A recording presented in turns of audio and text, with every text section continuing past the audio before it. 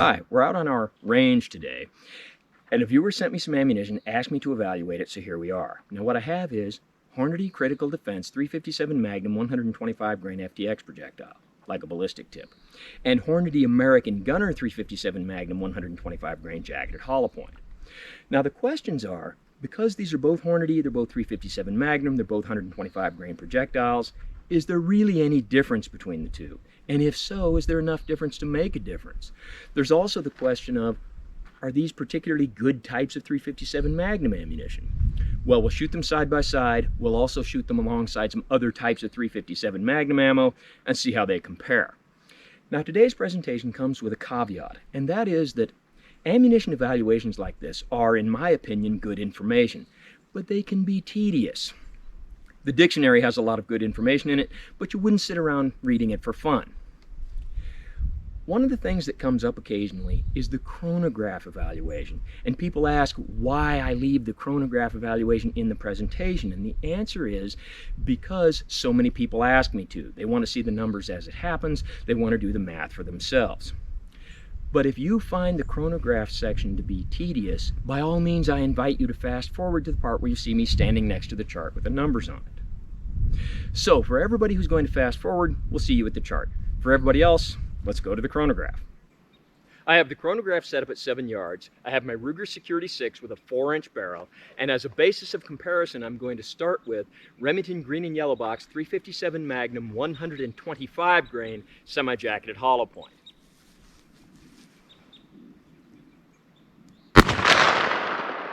$14.65.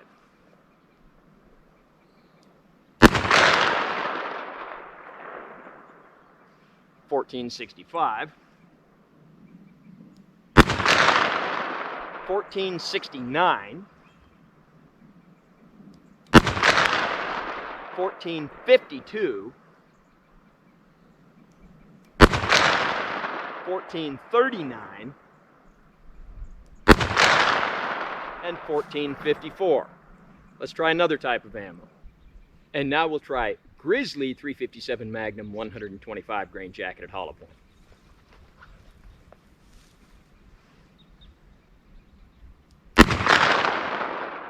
$12.86. $11.70. $11.68. $11.87, $12.50, and $11.51. Now let's try our Hornady ammunition. And now our Hornady American Gunner 125 grain jacketed hollow point.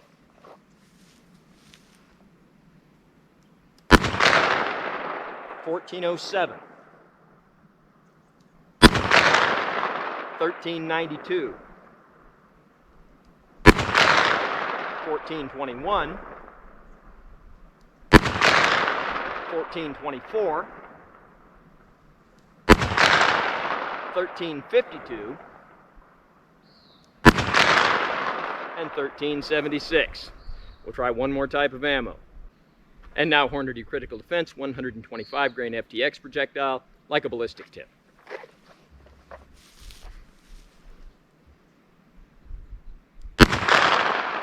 $13.63, $13.78, $13.19, $13.75, $13.50, and $13.99. Let's go crunch the numbers. Well, I crunched the numbers, and here they are. You can see that with the Remington ammunition, we've got a mean velocity of 1,455 feet per second. With the Grizzly ammunition, 1,202.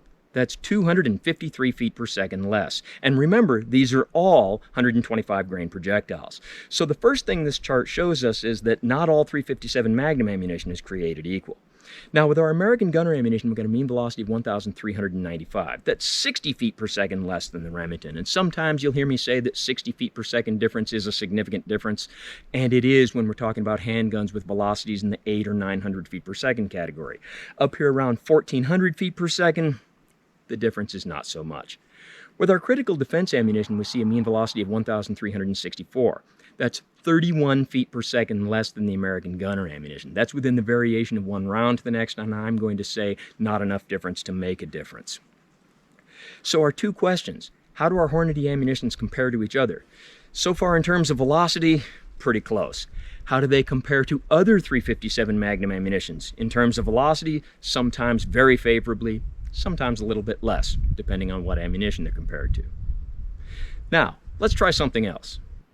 Now let's see how our ammunitions compare in terms of accuracy, or at least how accurately I can shoot them.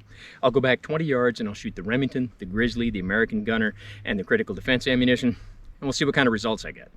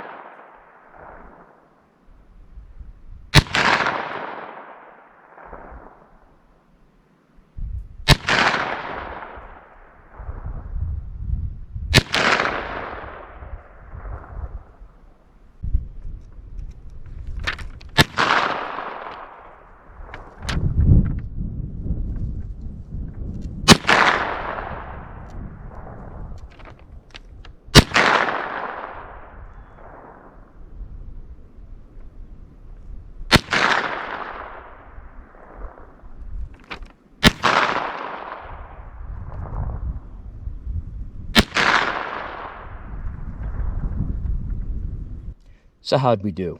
Well, with the Remington ammunition, we got an altogether mediocre group. With the Grizz ammunition, a very good group. Now, this flyer was just me. But as far as the good group, is that because it was the second group I fired, so I was more accustomed to the gun, or was I handling the recoil better because the very underpowered ammunition had softer recoil? Now, the American Gunner ammunition, we see a good group. These two flyers absolutely were just me. And with the critical defense ammunition, a mediocre group, but I can again say any deviation from a good group was just me. So with the Remington group, is the ammunition really that inaccurate, or was that just me? I'll put up a new target and reshoot with the Remington.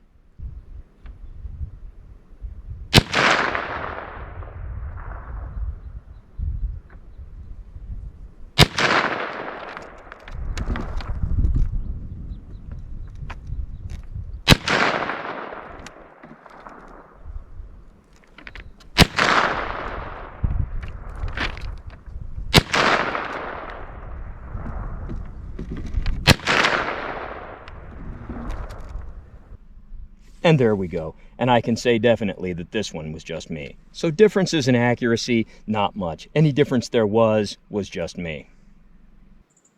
So we see that the difference between our American Gunner ammunition and our Critical Defense ammunition when it comes to power and accuracy is minimal. But how will they compare in terms of effectiveness on the intended target? Now remember, they're both 125 grain projectiles, the American Gunner being a jacketed hollow point, the Critical Defense being an FTX projectile like a ballistic tip. I would expect that when I shot the meat target with either of these, there would be minimal difference between the two. However, there are people who are of the opinion that if you are shooting a target that's wearing a lot of clothing, that clothing can clog a conventional hollow point and you won't get good expansion. Therefore, the FTX projectile may be a better choice under some circumstances. We're going to see if we can put that to the test.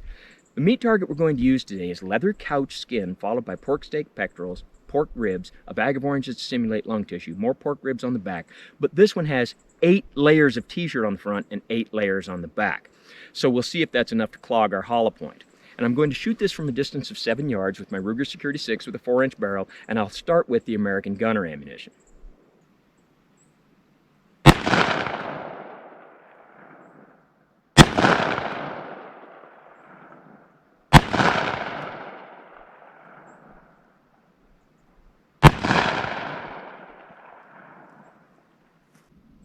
Well, here's the ribs on the front of the target, and we see a lot of damage, and where projectiles hit ribs, shattered them. The ribs on the back of the target, a couple of the projectiles missed them, but where projectiles did hit the ribs, shattered them. We see a whole bunch of orange puree, and of the 4 projectiles, 3 were stopped by the clothing on the back of the target or by the first layer of fleece. 1 projectile made it through to about the 10th layer of fleece. So we see a lot of damage to our intended target, but did the clothing retard hollow point expansion? Let's take a close-up look at the projectiles. And here's our 4 projectiles, and we can see fairly uniform expansion, and it's good expansion. Now I have a new meat target set up, and this one also has 8 layers of t-shirt on the front, 8 layers on the back. And now I have my Ruger Security 6 loaded with the Critical Defense 125 grain FTX projectile. Let's see what kind of results I get with this.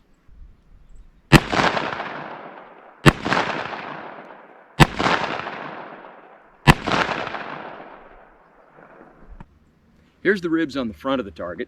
That's pretty impressive damage. Here's the ribs on the back of the target. We see some impressive holes, and again, where the projectiles hit the ribs, pulverized them.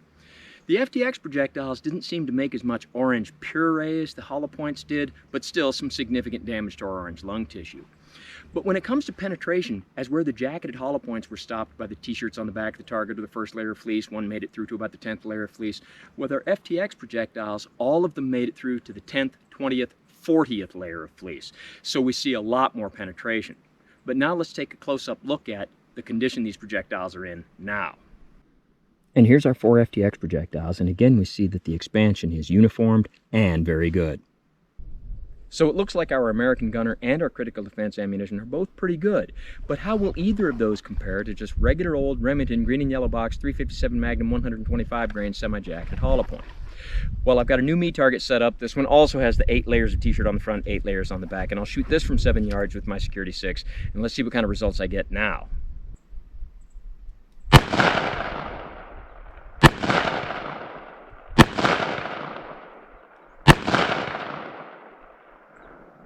Here's the ribs on the front of the target. That's self-explanatory. Here's the ribs on the back of the target, and again we see where projectiles hit ribs, shattered them.